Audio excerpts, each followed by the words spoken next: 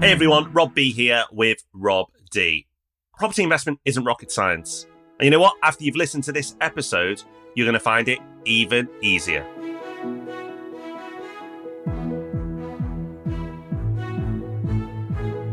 Welcome to the Property Podcast. This is the show where every Thursday morning, Rob and I take a bit of time out from putting deals together for the property fund that we advise, which you can find out more about at portfolio.co.uk, and for our clients at Property Hub Invest, and we share the knowledge that we've gained along the way with you for free. This week, that experience of doing lots and lots of deals is coming in useful. Because in this episode, you'll hear an investor quizzing me about a property that he's thinking about buying, and we chat the thought process through in a way that I think you'll find really useful. So stick around for that and make sure you stay all the way to the end, because we've got a resource for you that will help you travel a whole lot easier.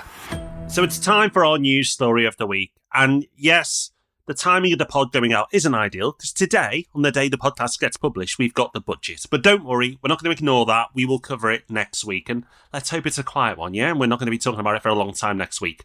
And hopefully you're not listening to this and laughing, because we have got loads to be talking about, but we'll see. For now, though, we've got a really interesting article from a estate agent today, which covers some data from Rightmove. And the headline reads, "Asking prices drop as less frantic property market emerges." Rob, asking prices dropping, that's not property prices dropping, but how much are they dropping by? Is this the first sort of signal that a crash is on the way? Well, I do like Rightmove data because it is a leading indicator. It's the very start of the process. And that data is painting an interesting picture because the average listing coming to market is 1.1% lower than the month before. Now, it doesn't in itself tell you much because, of course, it may be that asking prices are about to get a whole lot lower and it just hasn't happened yet. Or it could be, actually, they're not going to get lower at all because it's very normal for asking prices to be lower coming into November and December. But I think it's actually more interesting are some other stats that are in there. So one of them is that it's showing that 7% of unsold properties had their prices reduced last month. So 7% of properties have a price reduction. And that's nearly double the rate they're having price cuts in October last year. So that sounds pretty dramatic. But in October the previous year, 2019, it was 7.5. Another stat showing the same pattern is that buyer demand is 20% down on October last year. But again, compared to October the year before, it's 4% up. So this is echoing something that we've said on the podcast before, Rob, which seems to be that, there's obviously lots of headwinds in the market. Who knows what's going to happen? There's all sorts of predictions floating around. We'll make our own predictions at the beginning of next year. But what we've been seeing over the last couple of months is not a collapse, but it's a return to normal. And it doesn't feel normal because we've been operating in an absolutely bonkers market for the last 2 years. But with everything that's happened since September when we had the mini budget, the effect that that's had is to take everything back down to what a normal market used to look like. Yeah, we've talked about this a lot, and I'm starting to feel a little that we've done it too much, but I feel we've had to because of all the headlines. And long-time listeners to the podcast will know over the years, frequently we've picked apart headlines and actually got to the truth of the information. And what we're saying isn't that sensational. What we're saying isn't that sexy or interesting or eye-grabbing. So, of course, the headlines don't read as we talk about them, which is property market slows down to normal levels and may go further. We're not saying it won't, but at the moment it hasn't. And we have to be careful to not wind ourselves up and everybody else up into a point where everyone starts making poor decisions. At the moment, the market is slowed down and it may decrease slightly, but it is miles away right now, and no data is pointing to anything to contradict this. It is miles away from it becoming a crash. It's not happening, and there's nothing there to support that other than screamy headlines. That's the only information out there that says a property market crash is happening. There's nothing to support it. There is no evidence of that happening at the moment, which sounds crazy, right? Because it feels like we're going against what most are saying, but we're only going off the information. And will the markets move in the future? Absolutely. But nothing has happened yet. So lots of people can make predictions, and they are. And lots of headlines can be written that are scary, again, which is happening. But the data shows that the market is slowing down. And that's not that scary, and that's not that sexy, but that's the reality. We'll get into our main topic in just a minute. But before we do, you'll have heard us talking about Portfolio, which is the app that we launched nearly a year ago. You can find out more about that at portfolio.co.uk. The reason we're mentioning it now is that Portfolio is a FinTech. An operating portfolio has taken us into a whole different world. So we're obviously very experienced in the world of property. We're pretty experienced in the world of finance. But the world of startups and technology is pretty new to us. We've learned an enormous amount over the last couple of years, which is why we were talking among ourselves and so saying we'd really love to build up our network in this area, just to learn more and have more connections, because as we've experienced ourselves in property, having a strong network is so important. So we're talking about it and then said, well, there are probably people out there listening to the podcast who are part of this world and could be part of that network. So this is us networking, I guess, and using the podcast as a tool to do that. So if you're in and around the startup space, maybe you're working in that industry, you're an advisor, you're an investor, you're spending time around startups and maybe FinTech in particular, then we'd love to hear from you. It'd be great if you could get in touch. The email address is hello@portfolio.co.uk. If you drop us an email there, that inbox is monitored by both of us personally. So it's always good to hear from listeners anyway. So if you want to get in touch, drop us an email, say hello. That'd be great. Yeah, so reach out. We know the property podcast audience is vast and talented, so we want to connect with some of that talent. So if you're in the fintech space, whether on the finance or the tech side, or you work with fintechs, or you invest in fintechs, wherever it may be, get in touch, because we just love to connect and expand into this new world that we've been operating a little while in now. We love it, and we'd love to connect with some more of you. So drop us an email at hello@portfolio.co.uk. I'm really, really excited for you to listen to this episode, because a lot of what we talk about is theory or looking to the future, looking at the economy, and that is all super useful. But what we can't do is be with you side by side as you go and buy your investments. That's not possible. There are tens and tens of thousands of you who listen to the podcast. But we had an idea, and that idea came when producer Dan was looking to buy another property. Now, you don't hear from Dan very often, but you will do in this episode. But Dan is actually an experienced investor himself and has a great portfolio. And he wanted to add to that portfolio and buy a property in Nottingham, one of our hotspots. So I'm glad he listens to the podcast and follows that advice. Rob D, he won't say this himself, but he's a bit of an expert when it comes to the Nottingham market. So Rob and Dan go through the transaction in detail today, and it's going to be so useful to go through that process. But of course, the market has been a little bit volatile recently, you could say. And going through an investment during that period is super interesting. So at the end, I spoke to Dan about transacting in this market right now and what he did to stay calm and what you listening can learn from that.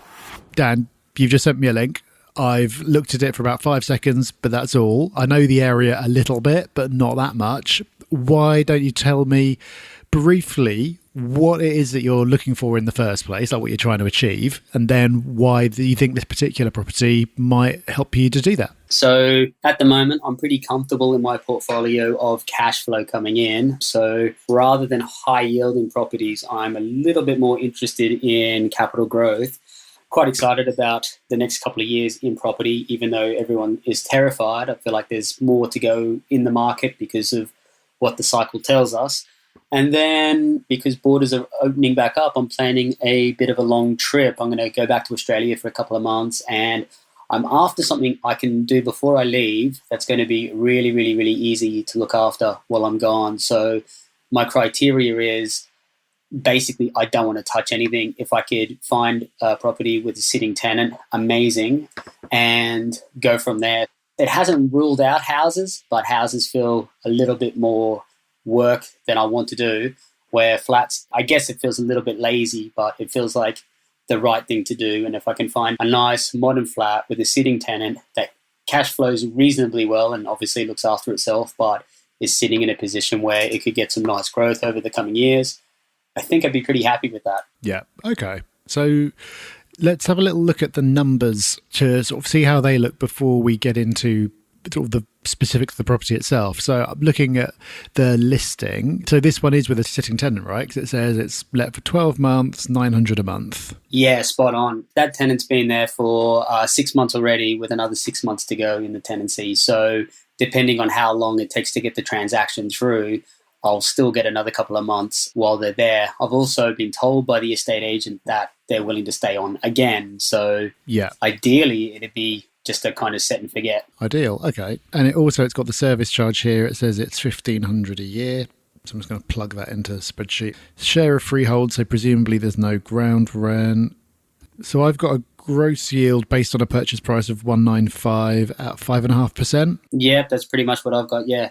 Do you have a max price in mind that you would be willing to go to? I'd be willing to go for what it's on for because the numbers still work, but obviously as I work backwards and take 10 grand off or 20 grand off or whatever, the numbers are a lot nicer.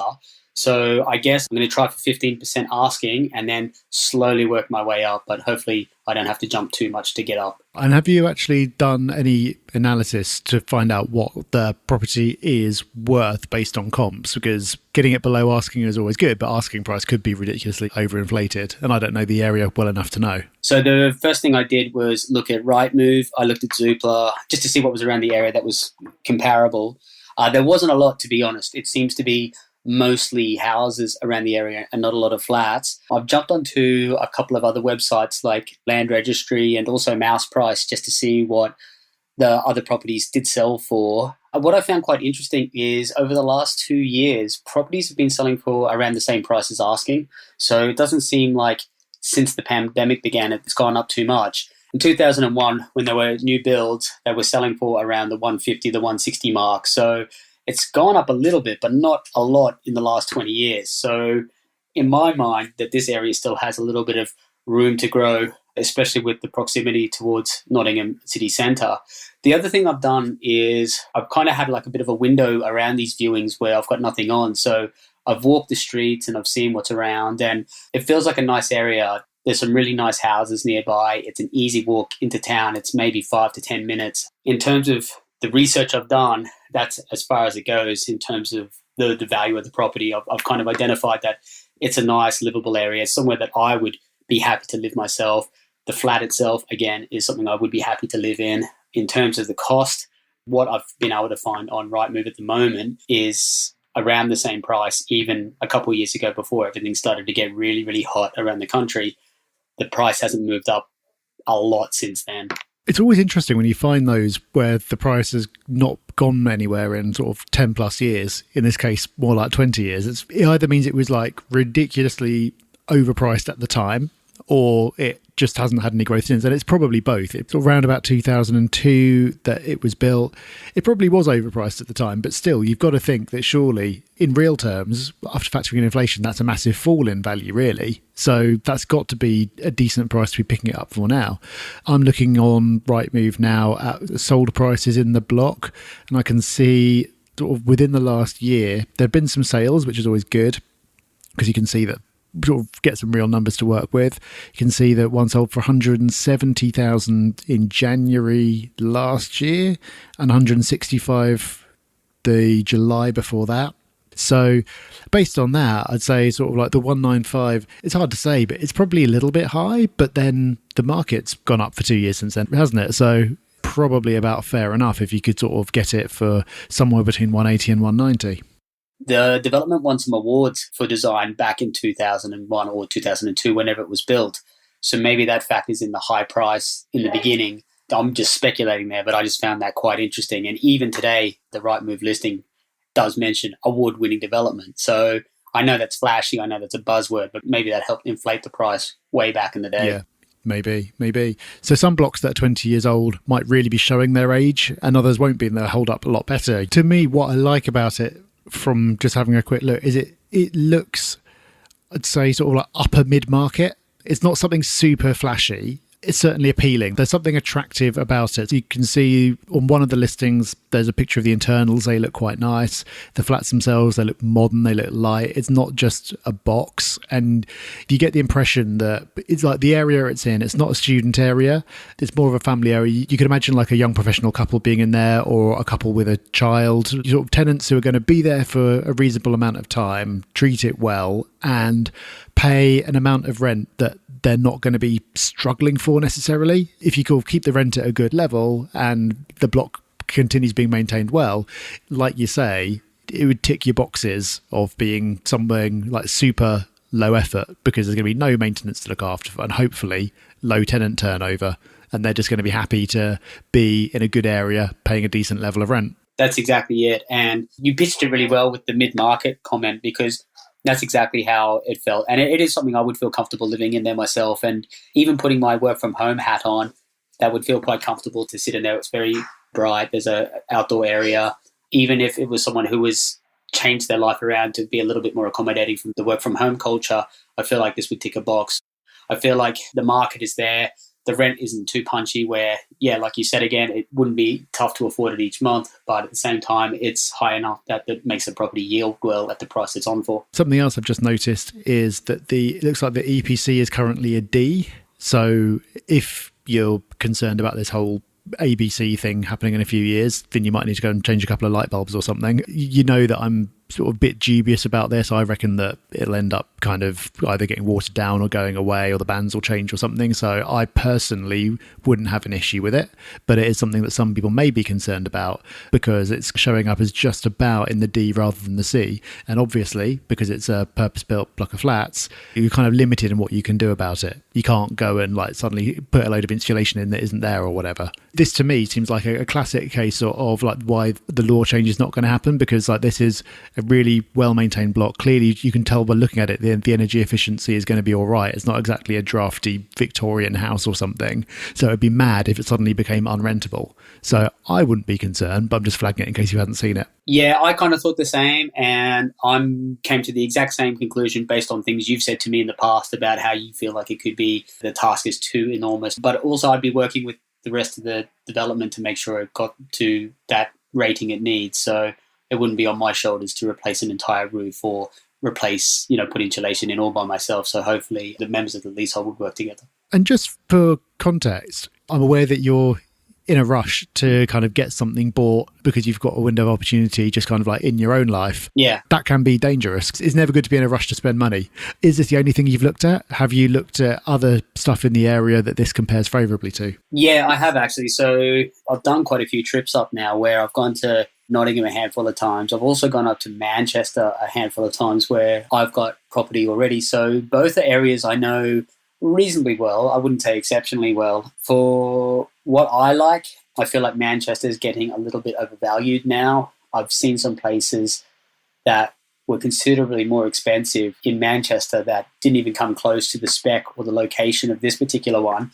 In Nottingham, there's two parts of the city I like, and I found something in the other part of the city I like, and it is tempting, but I thought this one stacks up a little bit better. The other thing I like about this property is I feel like I've got like a little bit of room for negotiation on it where I don't on the other one. And that's because purely this has been on the market for a little bit longer, and I've seen that it has come down in price once. I feel like I could push it down a little bit more. But also what I feel like is working against it is there's another one in the block for sale at almost the same price as well. So I feel like I've got an opportunity to maybe leverage one against the other. I would be very happy with either.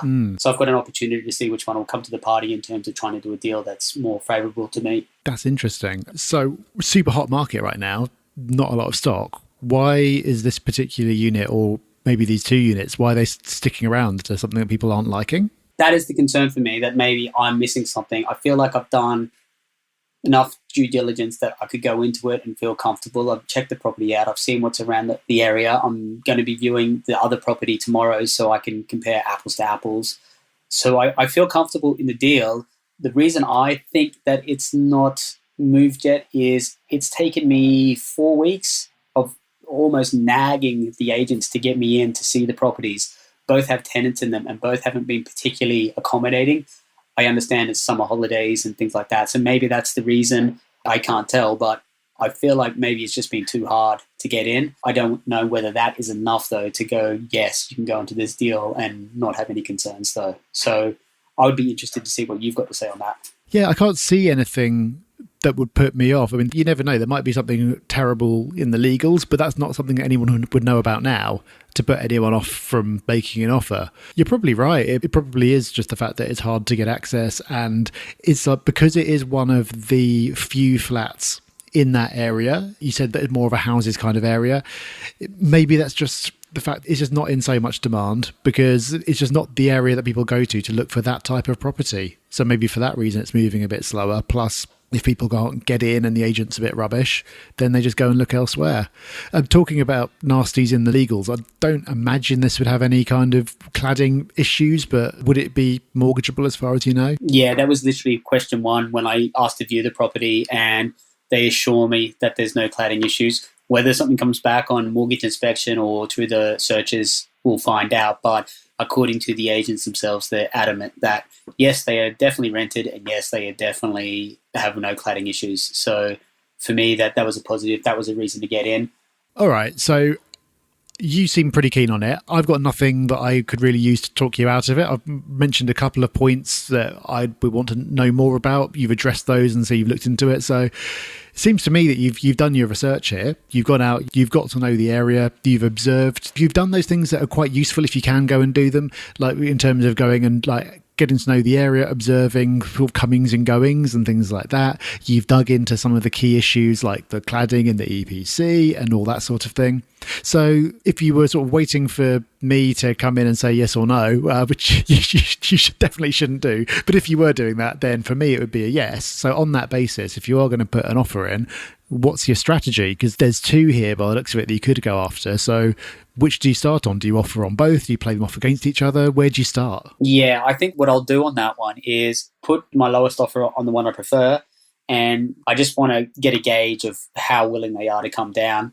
From what the agents have said to me, they're not giving me any kind of gauge on how willing they are to sell. So at the moment, it's just trying to play them off against each other and also explain to them that I want to go soon, so I want to get this wrapped up so they've got an easy sale on their hands if they're willing to deal with me. And also just be prepared to walk away. Like I said, I'm not in a position where I need to buy this. I just kind of would prefer to get something locked away before I leave, just to get that capital doing something. But I'll be back soon enough where I can keep plowing away at the market and seeing what I can find. Sounds good to me. One of the funny things about property is like so much of it depends on the seller and their level of motivation. You just don't know. Like I've had situations before where I've put in offers and like the seller just doesn't even get back to the agent like to acknowledge the offer. They're just like, they're that unmotivated.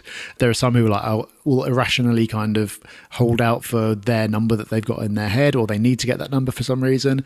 But if you have got one that they actually want to get a deal done, which is what it sounds like, then that's a really good sign. And I think the fact that there's the other one that you can sort of use, even if you end up only actually being interested in one, they'll know that there's another one in the block. So you can kind of use that and give them a bit of a fear of missing out. Like, well, you know, if you're not going to come back to me in this time scale, or if you're not going to get to this price with me, then I've got another option that I can move ahead with. You just never want to be in a position where you're the one who's super keen to get the deal done. Yeah. You're clearly not. And also they're going to be aware that if you're the only offer at the moment and you've got another equally good option with someone who might be more amenable, that's going to be playing on their mind. They'll be like, if I hold out for this extra $5,000, or if I wait a couple of days or whatever, I could lose this guy to the other flat, and who knows when someone else will come round. So I'd say it's looking good for you. That's interesting you say that, because the one I'm seeing tomorrow has been particularly tricky to get in. And then I literally made the booking as soon as I saw the first one, saying, I'm prepared to make an offer on this.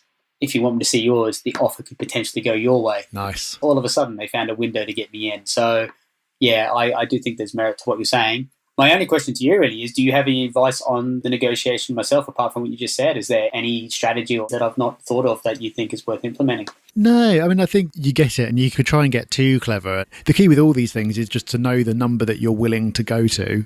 And how you get there, it's just kind of like a matter of style. So like the classic is you make a really low offer because you want to get the no to start with to get the conversation going, and then you will sort of work your way up. But you don't have to do it that way. You can just like go in and say, look, this is my price. Maybe you get a yes straight away, and you could have actually got it $5,000 cheaper. But if it saves you a whole load of stress and time, and it means you get to get this done before you go away or whatever, then like, who cares? And that's the wonderful thing about buying something that you've just said that you'll be holding for 20 years.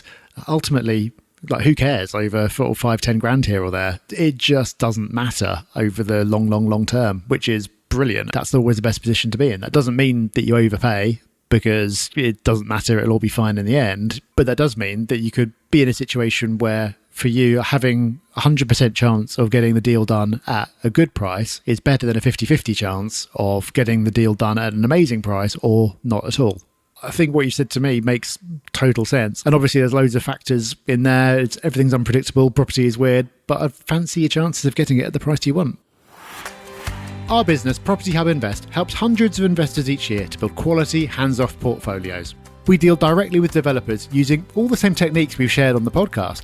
We then reject 89% of what they show us and negotiate great discounts for our clients on the best opportunities we see. We both use Property Hub Invest to build our portfolios, so if, like us, you want the time and effort taken out of accessing the very best deals, then check out propertyhub.net/invest.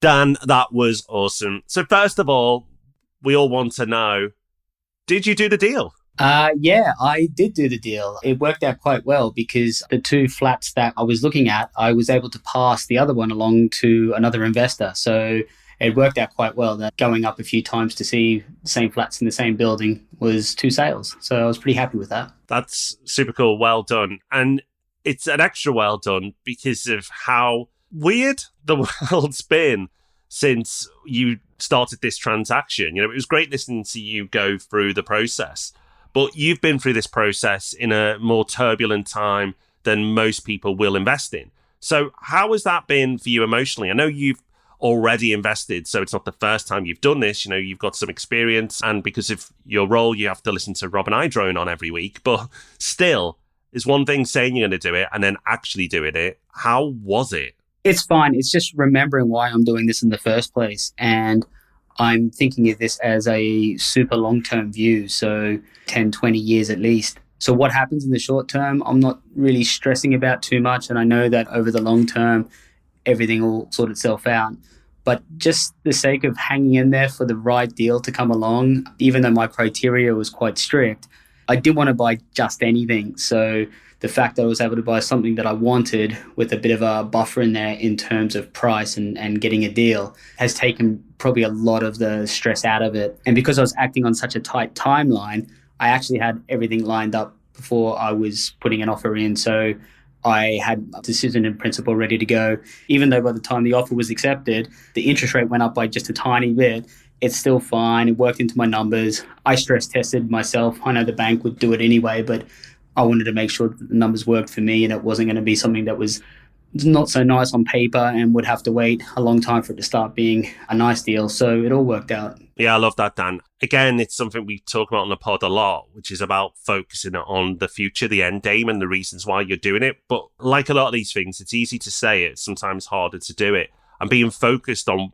the reasons, the motivation to push through the more difficult times, I think is super useful. And I think it's something a lot of people listening to this can do as well, that if they're nervous right now, get back to the basics. Why am I doing this? What's the long term look like? And in the short term, it sounds like you've been pretty calm, and even with the mortgage rates changing, but that's coming back to basics again, which is looking at your numbers and going, okay, does it still work?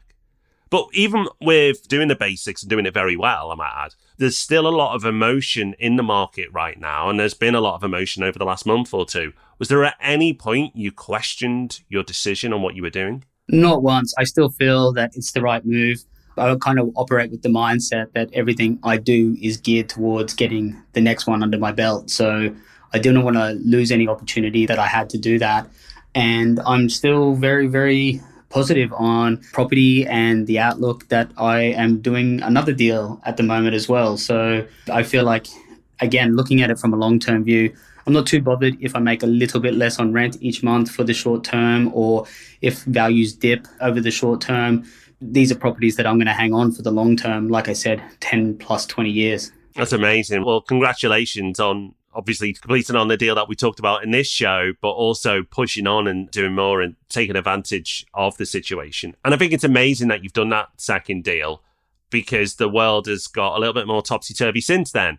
But with everything going on, have you been able to take advantage of the situation and get a better deal than, say, a few months ago? Yeah, so a few months ago, I felt like it was a good time to strike. I know that the start of the year was super hot, and having that time over the summer towards the end of it, even just chatting to the estate agents that when I was doing viewings, they were pretty honest about how they're really noticing that the market's cooling off, and that helped me get the deal on it. And so just watching what's happened over the next couple of months, I thought, well, this feels like a little bit of a buying opportunity there. So I was looking at new builds to see what could happen in that world. And yeah, same kind of thing again, a deal that worked for me on paper has a bit of room to maneuver in terms of if rates go up or if it's hard to get rental increases or anything. But again, over the long term, it stacks up really nicely. And just getting a bit of a nice discount from a new build and going into a new build as well with the uncertainty going on, knowing that there'll be warranties and guarantees on the property, everything will be brand spanking new. It's due to complete around the end of the year, the start of next year. So that gives the market a little bit of time to flatten out and sort itself out at the moment. And I've got a nice rate locked in as well. So just again, being organized and ready to strike and not umming and ahhing about bits and pieces meant that I was able to secure what I want for the short term, but then obviously I want to hold on to it for the long term. Well, Dan, that's amazing. Again, congratulations. But is there any words of wisdom that you can give to our listeners? You know, taking action not once but twice in this market, I think is commendable. Some people might say brave. You sound very calm about it all, which is great. But is there anything that you've done that you found has helped you through this process to stay calm and rational? I think a big part of it is just being a remote investor anyway. I've built most of my portfolio up living in London, where the properties I hold are in the Midlands or up north. So I'm detached from it anyway in that regard. I obviously care about what I've bought there and that the properties are in good condition. I leave that to other people like estate agents who will take care of things for me. So it gives me that ability to focus on what I'm good at and let them take care of things there. So it removes the emotion of it. So when you've built some kind of level of portfolio like that, it makes it easier to do things with less emotion. And that's kind of how it's played out now. And I think if you've done your numbers correctly and you understand what you are buying and what the costs are, it really takes the fear out of it. Like if it works on the spreadsheet, you build in like a bit of a buffer zone so that if things change, you're going to be covered. I know what my long-term plan is. I know what I want to achieve over the next 5, 10 and 20 years when it comes to my property goals. That's when my vision is set. It's not set on what's happening over the next 3 to 6 to 12 months or even 24 months. I'm looking at what's it going to do for me and for my life in 10 and 20 years. Love it. Thank you, Dan. Hopefully everyone listening is really benefited from you going through your experience. I think it's just super useful for anybody to understand how a transaction works, but to understand how somebody operates in this market right now, I think is especially valuable. Time for Hub Extra now. And Dan did a lot of travelling while putting that deal together. And you may end up doing a lot of travelling as well if you are investing somewhere that's not local to you. Now, Dan was on the trains up and down the country, and he made great use of Trainline. It's an app I use as well. And the reason why we're recommending it is, yes, it's a really easy and convenient way to buy your train tickets. And no, we're not being sponsored. We just like the app.